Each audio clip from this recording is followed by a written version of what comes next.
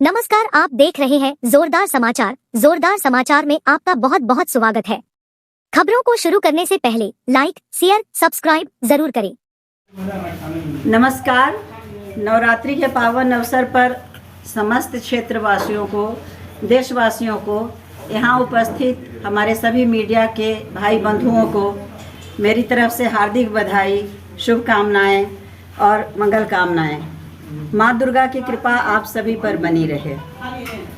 मांडू विधानसभा के विधायक श्री जयप्रकाश भाई पटेल को झारखंड विधानसभा में सचेतक बनाए जाने पर अनेकों बधाई। भारतीय जनता पार्टी अनुसूचित मोर्चा के प्रदेश अध्यक्ष एवं चंदन कियारी के लोकप्रिय विधायक श्री अमर बावरी जी को शीर्ष नेतृत्व द्वारा विधायक दल का नेता चुने जाने पर हार्दिक बधाई एवं शुभकामनाएं। झारखंड के लोकप्रिय नेता, पूर्व मुख्यमंत्री, भाजपा के राष्ट्रीय उपाध्यक्ष आदरणीय श्री रघुवर दास जी को उड़ीसा का राज्यपाल बनाए जाने के पर हार्दिक बधाई एवं शुभकामनाएं। जैसा कि आप सभी को पता है कि अभी जो समय है हमारे देश का, वो बहुत उभरता हुआ है भारतवर्ष। वजह है हमारे देश के प्रधानमंत्री श्री नरेंद्र भाई मोदी। आज हमारा देश जिस ऊंचाई पर पहुंच चुका है कि उसमें हम सबको, एक एक नागरिक को गर्व होना चाहिए। तो आज के दिन चूँकि शुभ दिन है, दुर्गा पंचमी है, स्कंद माता का पूजा करते हैं आज के दिन हम लोग। और स्कंद माता हर चीज़, हर किसी को आशीर्वाद देती हैं, उनकी रक्षा और सुरक्षा करती हैं। तो पहले तो मैं स्कंद माता से ये प्रार्थना करती हूँ कि हमारी देश की रक्षा और सुरक्षा भी सदा होती रहे और हमारे यशस्वी प्रधानमंत्री श्री नरेंद्र भाई मोदी हमेशा हमेशा हमारे देश के प्रधानमंत्री बने रहे। तो एक अभियान में मैं चली हूँ, आज से इस दुर्गा पूजा से शुरू कर रही हूँ। उस अभियान का नाम है हर बार मोदी, बार बार मोदी।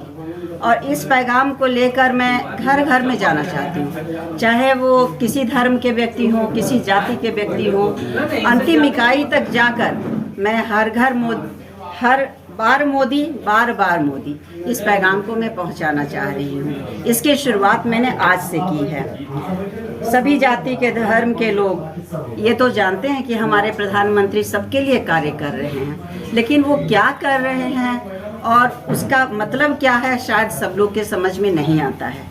जैसा कि आप लोग सभी को मालूम है कि पिछला जो 2022 में 15 अगस्त को लाल किले से जब प्रधानमंत्री मोदी ने 5 प्रण का आह्वान किया था, तो पूरे देशवासियों के लिए था वो 5 प्रण, सिर्फ प्रधानमंत्री के लिए नहीं था। और वो 5 प्रण क्या था, बहुत सारे लोग शायद जानते भी नहीं। सबसे पहला चीज़ था विकसित भारत, दूसरा था गुलामी के हर अंश से मुक्ति, तीसरा था अपनी विरासत पर हमें गर्व करना, चौथा था एकता और एकजुटता, हमारे 140 करोड़ देशवासियों में एकता और एकजुटता, और पांचवा था नागरिकों के कर्तव्य की भावना, नागरिकों में कर्तव्य की भावना। तो ये 5 जो उनका प्रण था वो सिर्फ प्रधानमंत्री के लिए नहीं है या मंत्रीगण के लिए नहीं है, वो हम सभी देशवासियों के लिए है। पर बहुत सारे लोगों को ये पता भी नहीं है कि विकसित भारत का मतलब क्या होना चाहिए।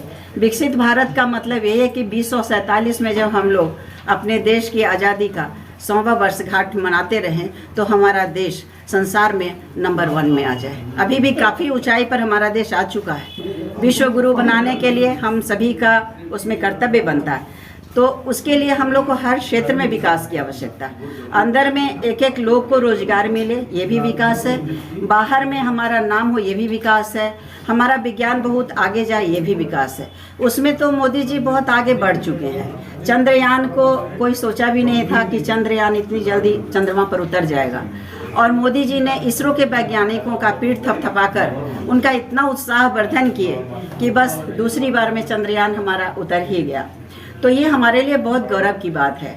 जो मोदी जी ने जो काम किया वो पहले के कोई प्रधानमंत्री सोच भी नहीं सकते थे, बल्कि हम लोग भी, नागरिक भी नहीं सोच सकते थे।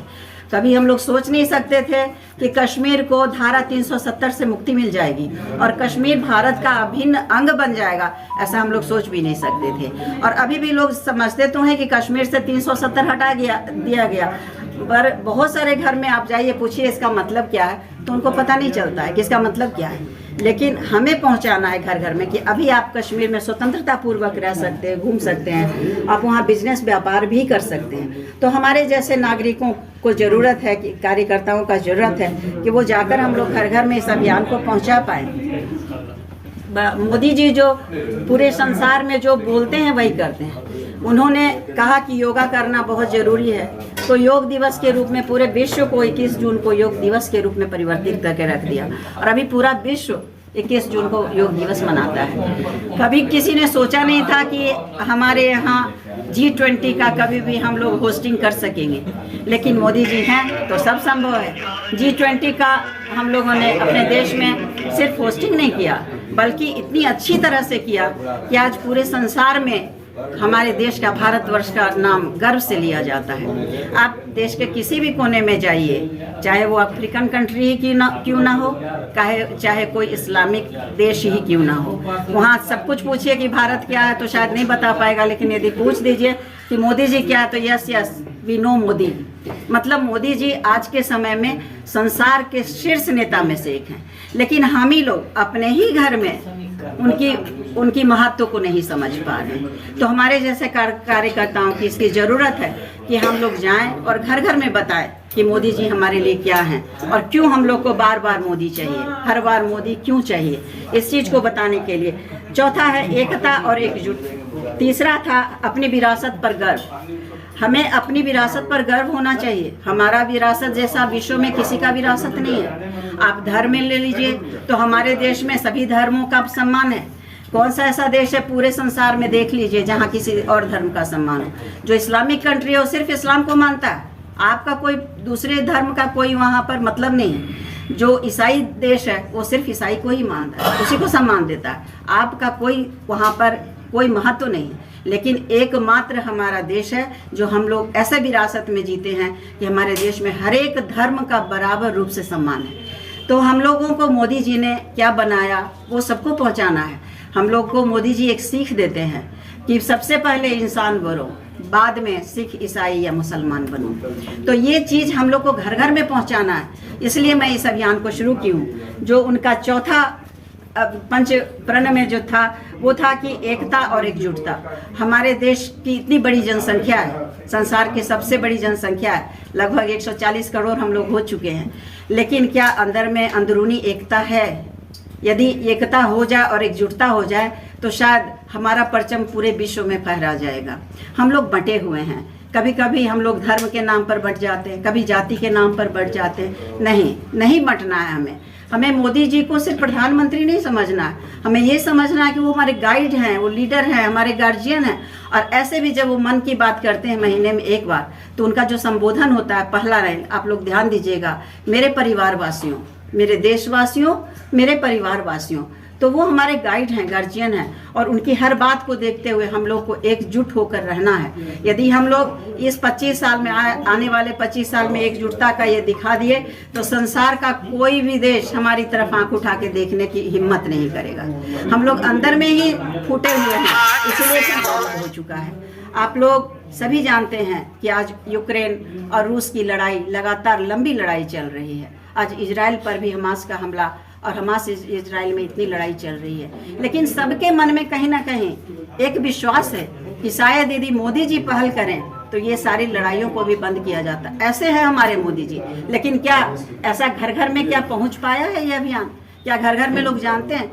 जो नए नए नेता आते हैं, नया बनते हैं और मोदी जी को गाली बकने लगते हैं। जो लोग भी मोदी जी को गाली बकते हैं, चाहे वो अपोजिशन के लीडर ही क्यों ना हो, राहुल गांधी ही क्यों ना हो, गाली तो बक लेते हैं, पर वो दिखावे, एक बात भी दिखावे, ऐसा एक गलती भी दिखावे मोदी जी का जो कि वो किए हों, ऐसा गलती किए हों जो देश के लिए हानिकारक हो।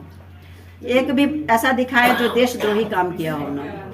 तो गाली बक देना तो बहुत आसान है, पर उस तरह से एक गार्जियन की तरह प्रधानमंत्री को पूरा देश को संभालना ये बहुत कठिन काम है। और एकमात्र मोदी जी ही हैं जो इस चीज़ को कर रहे हैं और कर पाएंगे। इसलिए मेरा अभियान है हर बार मोदी, बार बार मोदी। पांचवा जो उनका पंच प्रण में जो पांचवा उनकी कल्पना है वो है नागरिकों में कर्तव्य का बोध होना। हम लोग सभी देशवासी, लगभग 140 करोड़ देशवासी हैं, हम लोग सभी अपने अधिकार के लिए मरते हैं, हम लोग हमेशा बोलते हैं सरकार हमको ये नहीं दिया, सरकार हमको ये नहीं दिया, अभी इतना आरक्षण हुआ, अभी और हो जाना चाहिए, अभी और सब सिर्फ सरकार को दोष देते हैं। अपना कर्तव्य कब करते हैं? हमारा क्या कर्तव्य है देश के प्रति? हम देश के नागरिक हैं, हमारा भी तो कर्तव्य कुछ है। तो क्या आप कभी सोचे कि सड़क पर चलता हुआ किसी का दुर्घटना हो जा रहा है, बगल में पड़ा हुआ है, बगल से आप निकल गए, क्या आपका कर्तव्य नहीं है कि उसको उठाकर अस्पताल ले जाए? सड़क पर चलते चलते आप थूक देते हैं, पान खाते हैं, थूक देते हैं, ये सड़क क्या आपका नहीं, आपके देश का नहीं? क्यों थूकते हैं आप? ये आपका कर्तव्य नहीं है स्वच्छ रखना? आपके अगल बगल का नाली में कूड़ा कचरा बहता है, आप कई बार कोशिश करते हैं कि खुद से अभियान चला के, मोदी जी ने तो स्वच्छता अभियान चलाया पूरे देश के लिए, लेकिन आप और हम नहीं करते हैं। तो इस कर्तव्य का बोध कौन कराएगा? इस कर्तव्य का बोध कराने के लिए भी हम लोग जैसे कार्यकर्ताओं की आवश्यकता है, इसलिए मैं इस अभियान को शुरू कर रही हूँ। और जो सबसे बड़ी बात है, यदि हम लेकर चलें मोदी जी के अभियान को और मोदी जी के कार्यकलापों को गिनती कराना चाहें तो एक पुस्तक बन जाएगा, एक किताब बन जाएगा। उन्होंने इतना काम किया है पिछले 9 वर्षों में, लेकिन कुछ काम जो कि हमारे देश के साधारण जनसाधारण के लिए है, जो कि गरीबी रेखा से नीचे वाले लोगों के लिए, उज्ज्वला योजना, हमारे घर घर में अभी हमारी महिलाओं को, बहनों को गैस मिला हुआ है, सिलेंडर मिला हुआ है। दूसरा चीज़ शौचालय, जो हमारी महिलाएं भोर में 4 बजे भोर में भागती थी नदी और खेत की तरफ, उनके घर में शौचालय है, आज वो सम्मानपूर्वक जीवन जी रही है। हम प्रधानमंत्री आवास योजना, बहुत सारे लोग थे जिनका घर का आवास का कभी सपना पूरा नहीं होता यदि प्रधानमंत्री नहीं आते। तो ये प्रधानमंत्री आए, अभी आवास योजना है, लोग पक्के के मकान में रह रहे हैं। और तो और ये देखिए कि खेतों को, किसानों को, किसके लिए मोदी जी काम नहीं कर रहे? आज किसान को भी उसके फसल के लिए अनाज मिल रहा, उसका पैदावार खराब हो रहा है तो उसके बदले में उसका बीमा किया हुआ वो मिल रहा, और बर्बाद फसल हो जा रहा तो भी किसान को ये है, मालूम है कि जब तक मोदी है तब तक जय जवान जय किसान। और इसी मामले में मैं जवान की भी बात कहूँ तो मोदी जी के आने के बाद हमारा बॉर्डर जितना सील हुआ है, हमारे बॉर्डर पर जितनी तत्परतापूर्वक हमारे जवान काम कर पा रहे हैं, पहले नहीं कर पाते थे। वजह ये था कि उनको एक भी काम करने ही नहीं दिया जाता था। बंदूक तो दिया जाता था पर गोली का काउंटिंग होता था कि कितना गोली छोड़ा गया। नतीजा क्या था कि वो दुश्मनों से कभी तक टक्कर नहीं ले पाते थे। आज मोदी जी, चाहे वो जवान हो, चाहे वो किसान हो, चाहे वो वैज्ञानिक हो, चाहे आम जनता हो, सभी का पीठ थपथपा रहे हैं, और इसीलिए हमारा देश पूरे संसार में इतना आगे बढ़ रहा है। तो हम सभी जो खास करके भारतीय जनता पार्टी के कार्यकर्ता हैं, उसका ये अभी बिल्कुल समझिए कि उसका काम बन जाता है कि वो घर घर में जाके मोदी जी के कार्यों का उल्लेख करे, बताए कि क्या हो रहा है। और दूसरा चीज़ है अभियान चलाकर इसको घर घर में पहुंचाए। इसी सिलसिले में मैं 27 अक्टूबर 2023 को, मतलब इसी महीने के अंत में, करगली गेट के पास महात्मा गांधी जी का एक मूर्ति है, उस पर माल्यार्पण करके और मोदी जी के इस जन जागरण के अभियान को, बार बार मोदी हर बार मोदी, इस अभियान को मैं करने जा रही हूँ।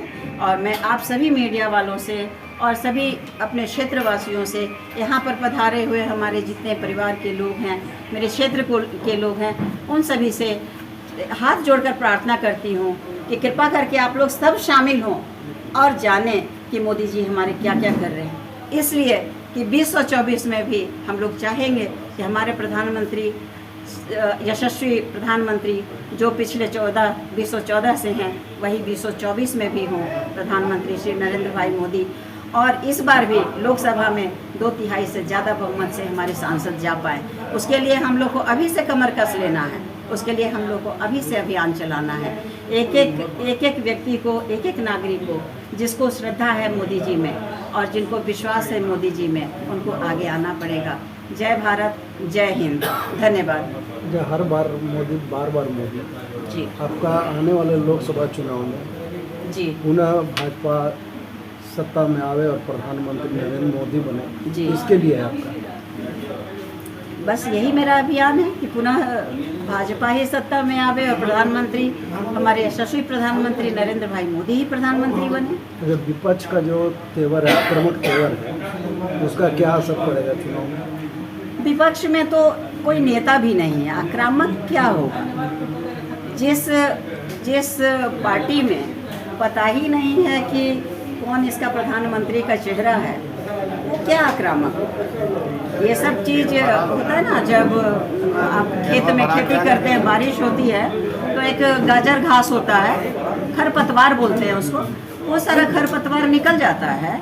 बहुत लगता है जैसे कि सब हमारे पेड़ पौधा को खराब कर देगा, लेकिन एक भी दिया जाता है। मोदी जी के टक्कर में कोई नहीं है इसका मतलब। कोई नहीं है, कोई नहीं है। एक क्वेश्चन है जी, झारखंड की राजनीति में आज तक के पहली बार कार्यकाल में रघुवर दास जी पूर्ण 5 साल का कार्यकाल पूरा करने से पहले मुख्यमंत्री बने थे, लेकिन भाजपा ने उन्हें राज्यपाल बना के क्षेत्र से क्यों दूर कर दिया? नहीं दूर नहीं किया है, भाजपा ने उनको सम्मानित किया है। कितना बड़ा सम्मान है राज्यपाल बनना।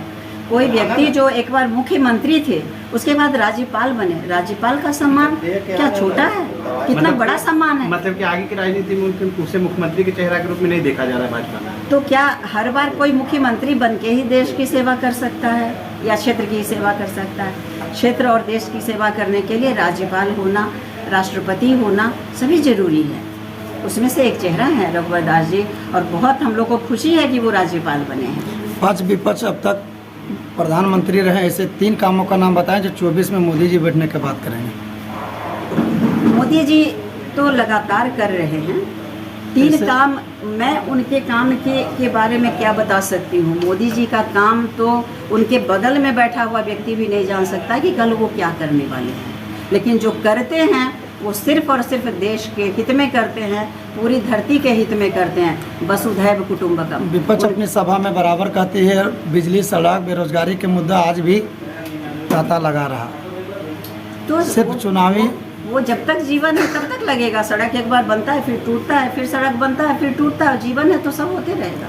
विपक्ष का ये भी कहना रहा कि चुनावी का जो मैनिफेस्टो बनाते हैं जी, वो पूरा नहीं किया जाता है। किसने कहा कि पूरा नहीं किया? कौन सा मैनिफेस्टो पूरा नहीं किया गया? विपक्ष बताए। हमारे हिसाब से तो मोदी जी जो कहते हैं वही करते हैं, बल्कि जो नहीं कहते हैं वो भी करते हैं।